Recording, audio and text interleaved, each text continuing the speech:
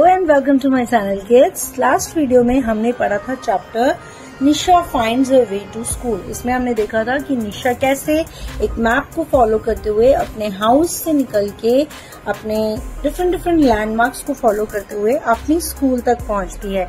आज हम इस स्टोरी की एक्सरसाइज को देखने वाले हैं, जिसमें हम देखेंगे ग्रामर पार्ट, जो कि आपकी बुक में ही दिया गया है।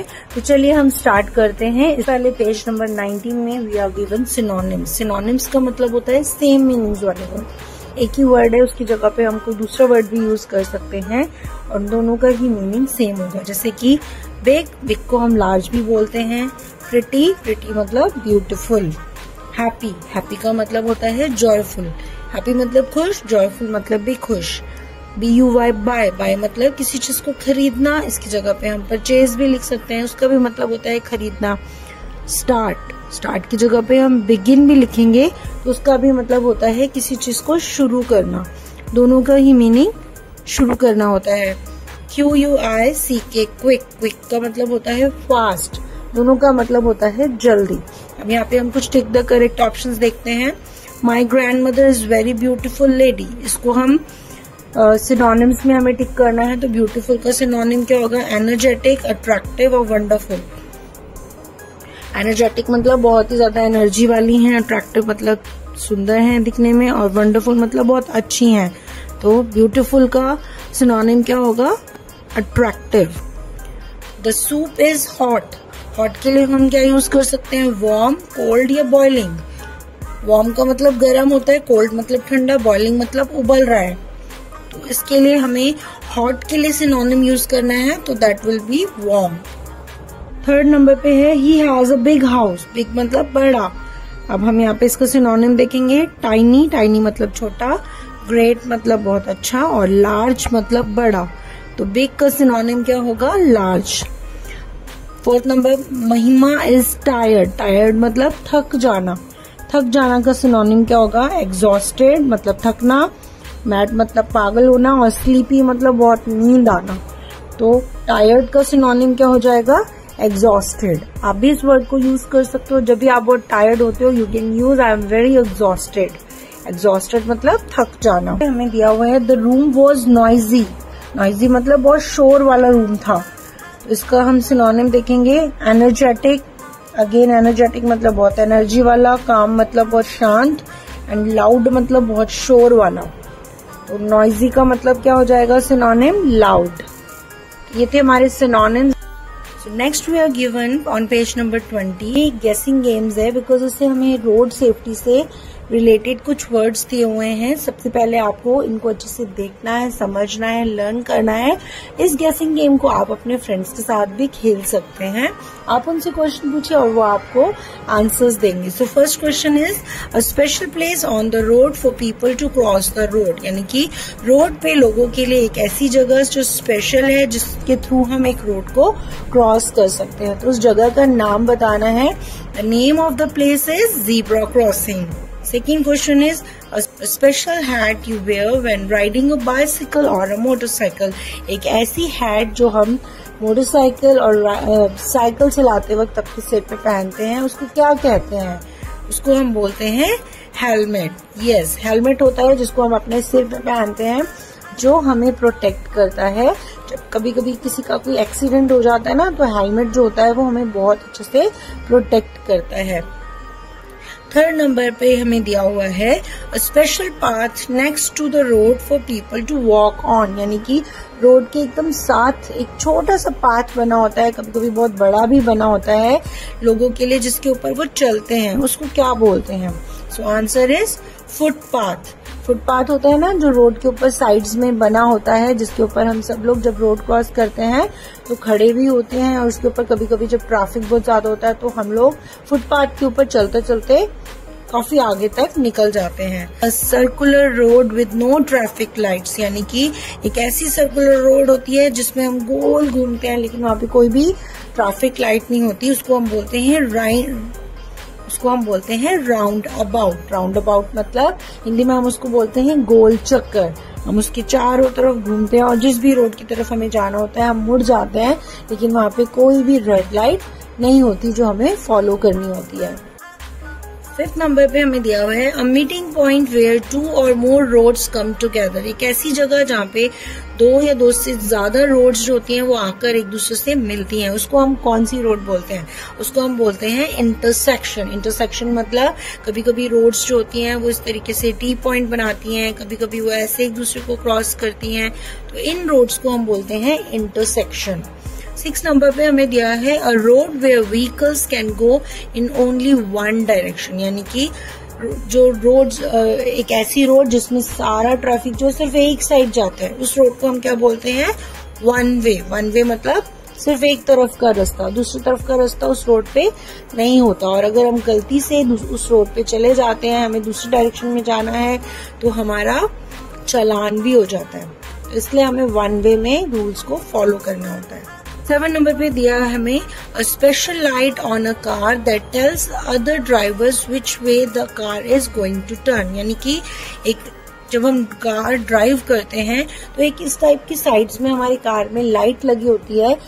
जब हम उसे ऑन करते हैं तो पीछे वाले ड्राइवर को पता चलता है कि आगे वाली कार यानी हमारी कार किस डायरेक्शन में टर्न करने वाली है। उस लाइट को हम क्या बोलते हैं?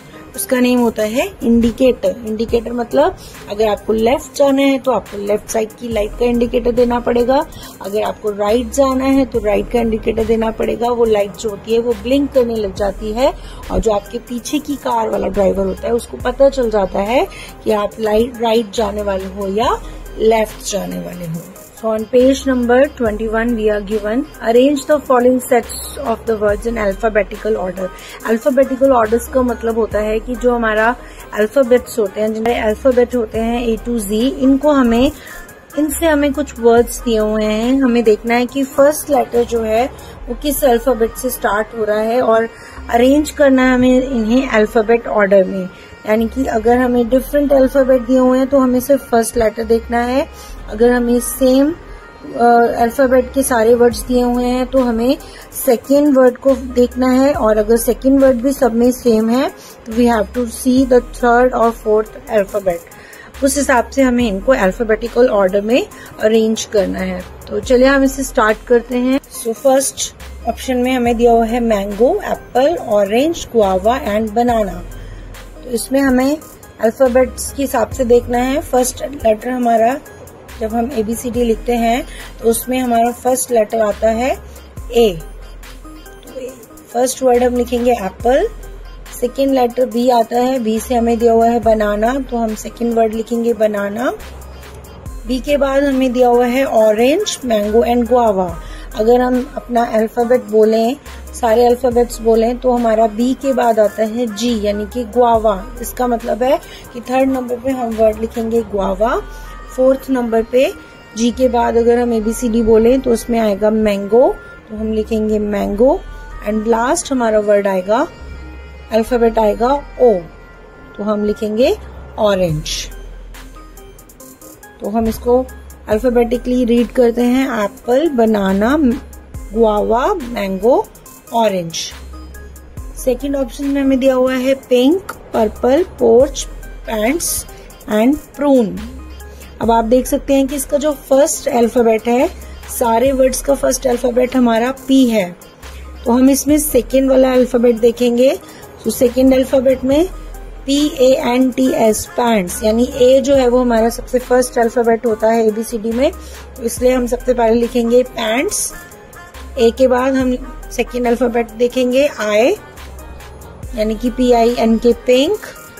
I के बाद हमारा O आता है, तो हम लिखेंगे PORCH, पोर्च। फोर्थ नंबर हम लिखेंगे PRUNE, प्रून। एंड लास्ट हम लिखेंगे PURPLE, purple. So third option हमें दिया हुआ है stamp, stem, stop, stub and stick.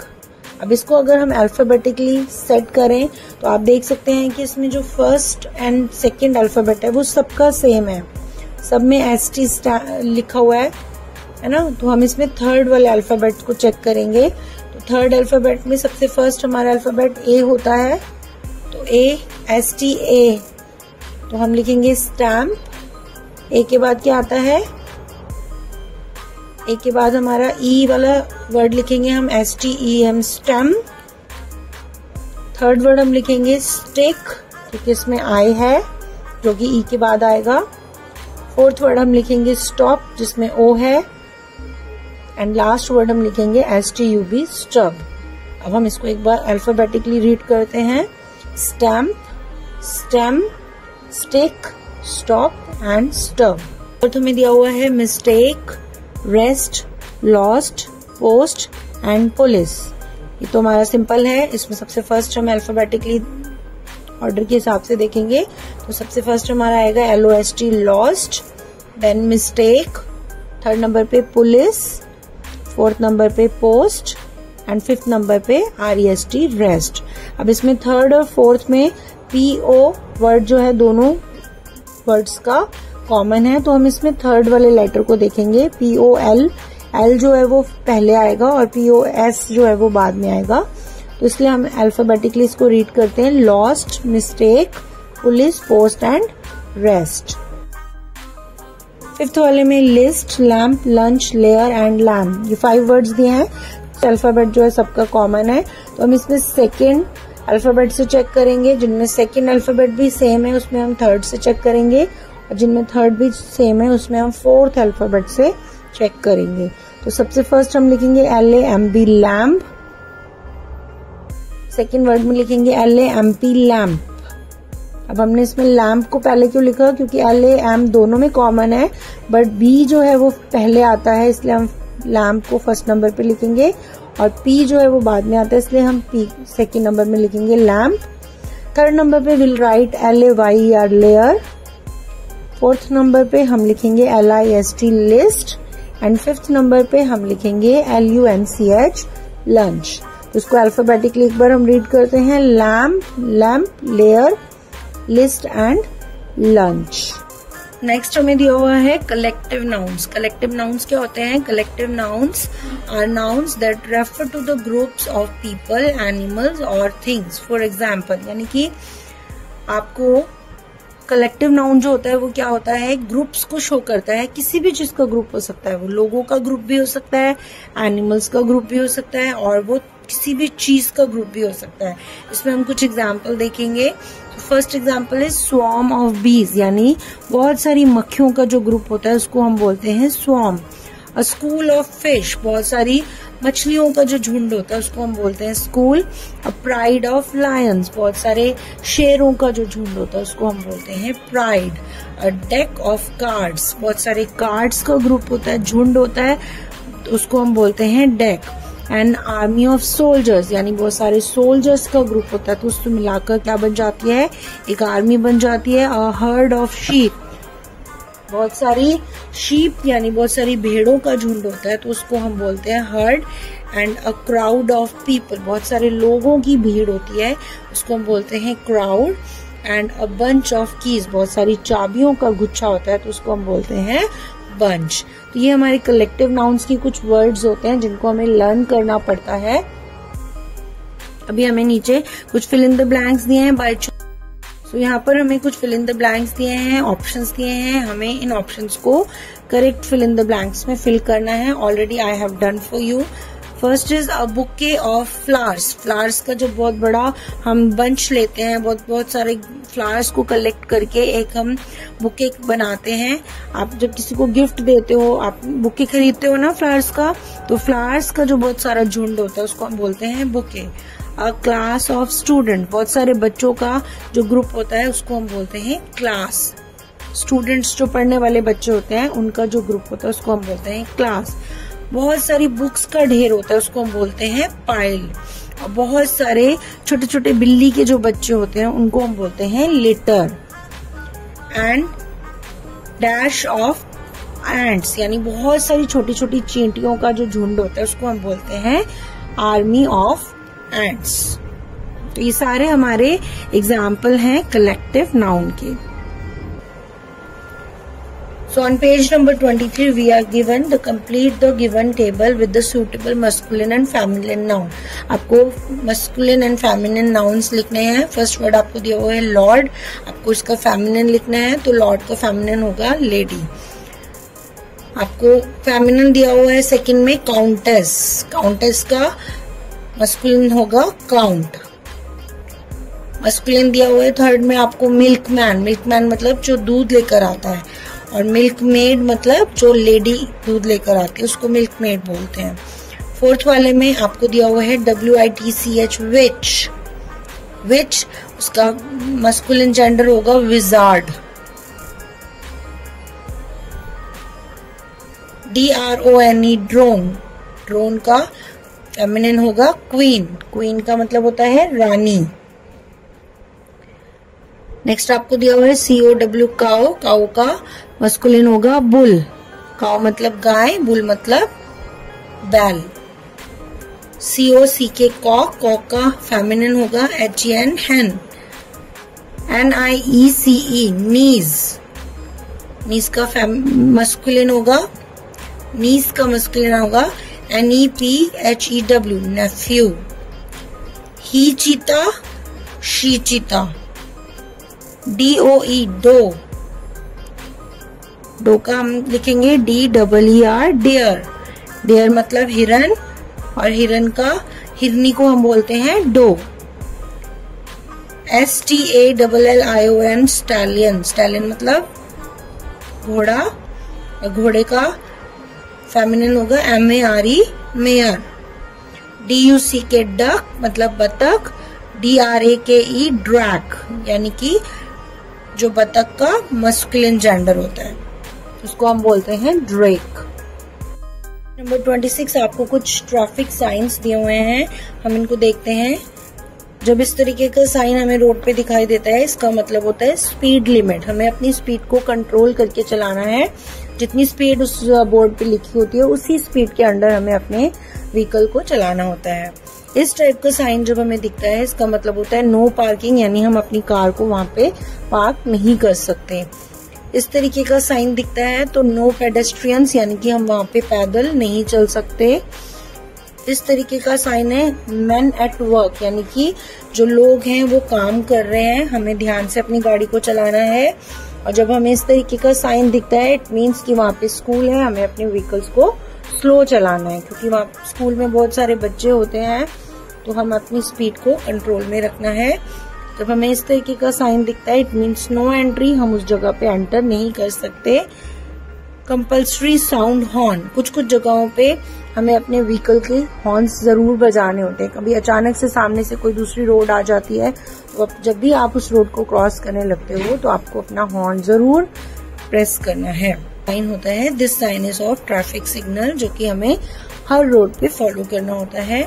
This sign is of railway station, जो कि हमें बताता है कि आगे रेलवे स्टेशन है। And this sign is of cross road. So kids, that's all in today's book exercise. आज की इस वीडियो में मैंने आपको complete book exercise with grammar समझाई है। आप इस वीडियो को अच्छे से देखिए, सारी ग्रामर्स को अच्छे से समझिए और आप गेसिंग गेम को खेलना मत भूलिए अपने फ्रेंड्स के साथ। मैं मिलूंगी आपसे नेक्स्ट वीडियो में। Till then keep watching my videos and keep studying. If you like my video please press the like button, and if you are new to this channel please subscribe to my channel. Thanks for watching my video. Bye bye.